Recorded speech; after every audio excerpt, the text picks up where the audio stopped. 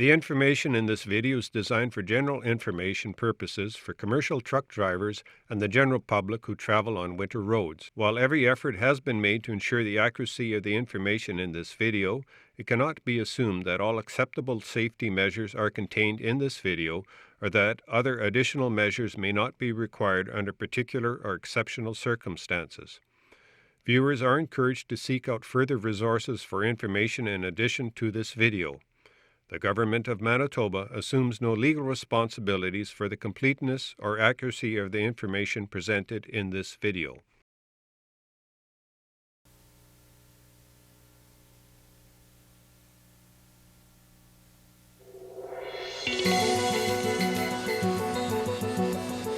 While summer road construction generally begins to wane with the onset of winter, the opposite is true for the construction of Manitoba's 2,400 kilometers of winter roads. Constructed in the cold of winter, the Manitoba Winter Road Network follows the path of least resistance, traversing natural terrain features such as muskeg, lakes, rivers, and creeks. With the first snows of winter, crews begin the work of packing the snow on both land and ice, thus reducing the insulating effect and allowing the frost to penetrate deeper into the ground. As the ground hardens, heavier equipment such as graders and snow plows are brought out to remove excess snow. A thin layer of snow is left in place to act as a reflector so the heat of the sun is not absorbed, which would turn the road into a quagmire. While the road is under construction, the Manitoba Department of Transportation and Government Services holds a pre-opening meeting in mid-January. This meeting is held to inform all trucking companies and interested parties on the progress being made on the winter road, any restrictions that may exist, and the anticipated opening date of the road. Special areas of concern, such as lakes and stream crossings, are discussed, along with other possible problem areas. Once a winter road system is declared open, it is subject to various rules and regulations of the Manitoba Highway Traffic Act, as it is now recognized as being a functional road. Conversely, once a road system has been declared closed, it is no longer classified as a road, and travel is not approved as there is no inspection or maintenance provided. Under normal conditions of stable weather patterns with good freezing conditions, winter road travel is quite safe and sometimes even comfortable. The travel time, however, can be longer than a new driver might anticipate. You are traveling over the natural terrain built with ice and snow. It is a meandering road over rocks, streams, and lakes. Highway speeds are not tolerated here.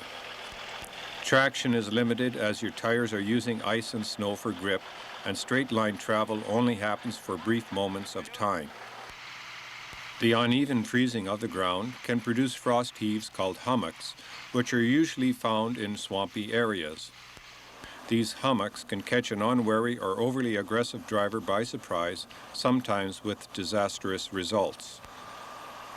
The color red is universally recognized as meaning danger. It is no different on the winter road system. Red hazard markers with reflective tape on lath or plywood are used to forewarn drivers of hazards ahead. Steep hills, sharp curves, or dangerous ice. Directional signing is provided and, if followed, will help drivers reach their destination in as quick a time as is safely possible. Slow down and use common sense when traveling on the winter road system. When driving on ice, the unloaded vehicle should be the one moving over to allow the loaded vehicle to travel on the center portion of the ice. When on land, you may come upon narrow stretches. Use caution when passing. Try to find a safe area where there is adequate room and a stretch where you can see if there will be any vehicles approaching. During the construction of the winter road, the ice surfaces have been drilled and tested by government inspectors who confirm that the ice will support the weight of the specific loads. Don't try and carry in heavier loads, as there is no guarantee that the ice will not give way under the added stress. If an overweight permit is required, advance notice must be given to the department so that ice testing can be carried out prior to the move. Remember, when traveling on an ice surface such as a lake, you are traveling on floating ice which sways and shifts under the weight of your vehicle. Don't take unnecessary risks.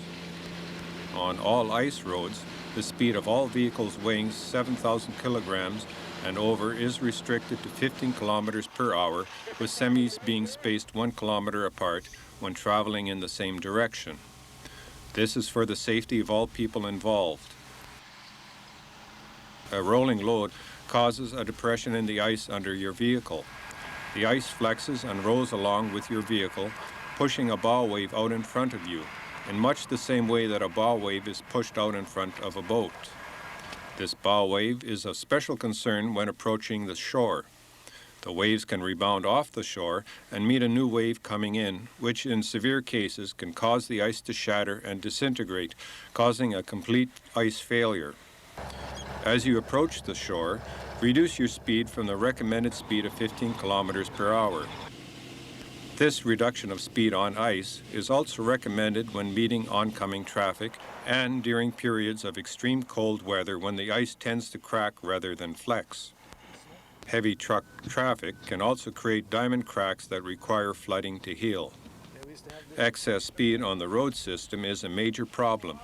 Be prepared for the unexpected.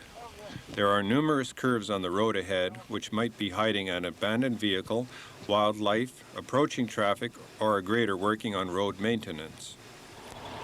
Excess speeds on ice surfaces can cause major cracking of the ice.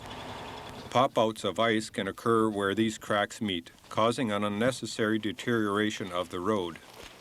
You probably won't notice the damage you've done, but the drivers behind you will. Drivers should also stay on the center of all ice roads, yield to approaching traffic, and stay away from the snow storage banks due to the added weight of the snow and slush.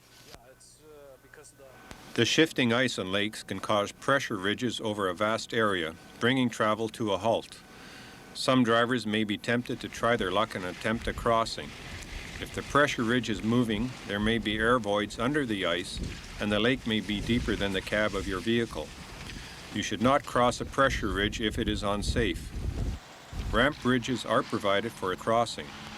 Sometimes the only thing to do is to wait it out. Crews will be along to re-level the ramp bridge or to find a new path as quickly as possible. Follow the advice of the road inspectors who are there to help you. When approaching a community or traveling through a community, please remember that you're traveling through someone's home. Respect it as you would your own. There could be children playing or adults walking who have not seen vehicle traffic since the previous winter road season, so you will have to exercise caution. Do not stop, park a vehicle, or store shipped goods on the ice. If others follow your example, it adds additional stress on the ice and could shatter the ice, causing a complete ice failure under your vehicle. It is suggested that chains be carried with you, but that you not use them unless required to do so. While chains offer additional traction, they can quickly chew up the road surface, destroying months of work in only a few hours. A first-time user of the winter road should always be accompanied by an experienced driver who can identify sharp curves, slopes, muskeg failure, tight curves, locations of signs, hazardous areas, and how to drive on a road that has a combination of heavy vehicles, school buses, light traffic, and follows the natural terrain of the land and ice. All road users should be traveling at a speed that allows you to remain on your side of the road. Some drivers prefer night travel so they can see the lights of approaching traffic. The winter road system is located in remote, isolated areas that require a long period of time to provide assistance if there is a problem. To avoid a load movement, it is recommended that all loads are secured in accordance with the provincial requirements with equipment specifically designed for the intended use. Additional fastening devices may be of assistance if the road conditions are rutted or extremely slippery, as there is more chance of load movement in these conditions. The use of seat belts has prevented many injuries on the winter road. Many drivers have had to go into the snowbank to avoid a collision with oncoming traffic. Defensive driving and ice road driving courses are recommended prior to traveling on the winter road system. These courses provide knowledge required to prevent collisions in spite of the actions of others and the road conditions you may encounter. Be prepared for the unexpected, especially on tight corners and slippery surfaces. Don't forget that you are traveling on an ice surface and the time it will take to stop will increase. Assistance at accident scenes can take hours to arrive due to the remote location of the road. Truck drivers are required to maintain a 24-hour logbook when traveling on the winter road. However, due to the rapid changes in road conditions that may occur, the driver's hours of service requirement is exempt. While traveling on the winter road system, the driver is required to remain in a constant state of alertness due to the continual changes in road conditions and the amount of other traffic using the road. A driver should be aware of the fatigue factor that can occur while driving in these conditions and rest when required. Planning your trip and notifying the people receiving the freight of your anticipated time of arrival will help reduce your time on the system and provide an extra measure of safety in the case of encountered difficulties. The very nature of the road system and its isolation should suggest to a driver that preparedness is a key factor in ensuring a safe journey. Always carry adequate medication, tools, first aid, and survival equipment with you in case of a breakdown or in the event that you happen upon an accident. Storms, ground drift, whiteouts, or sudden temperature changes can erupt from seemingly nowhere. Service stations and restaurants do not exist. Check your weather forecast and road conditions prior to departure. Be prepared. Carry some extra food and fuel along. Make sure you have some flares with you to indicate an emergency, an accident site, or hazardous area if it is safe to do so. Carry a camera along to record the events. If you have to abandon your vehicle for any reason, report it to the nearest RCMP detachment. Kilometer tabs have been placed to allow road users to reference their approximate location on the winter road. All environmental accidents such as spills, leaks, or fires involving chemicals or hazardous materials must be reported to the Manitoba Environment, Transportation and Government Services and the RCMP. It is the responsibility of the person transporting dangerous goods to ensure the incident is reported and that they understand the documentation and requirements. Over the years, drivers have come to rely on CB radios as an important tool at their disposal. The chatter not only helps to break the boredom of a long haul, it can forewarn drivers of approaching vehicles and is recommended that all vehicles have one. Satellite phones are also desirable for a quick response to breakdowns or accidents. As the season advances, the weather tends to become milder, increasing the potential for problems on the road. It may become necessary for the province to restrict travel on the roads. There are times when travel is only allowed at night time when temperatures have dipped below the freezing mark. It is critical that when the temperature is -3 Celsius and milder, that night travel is considered, as day travel will only destroy the road.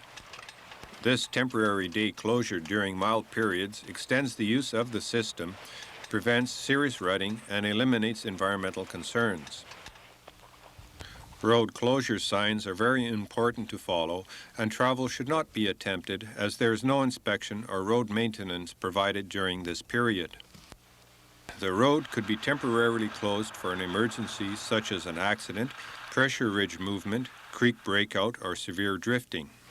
It could also be permanently closed due to an ice failure or sudden thaw, creating deep water on the roads which does not freeze. Travel prior to the opening or at the completion of the season should not be attempted due to safety and environmental concerns. Prior to the road officially opening, there should be no light traffic use due to possible low ice thickness with the potential of ice failure and a vehicle going through the ice. The same circumstances could occur after the road is closed at the end of the season when the road honeycombs and melts.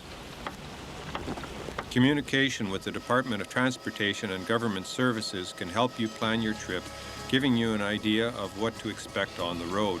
Provincial inspectors are continually monitoring the road system and are a valuable asset.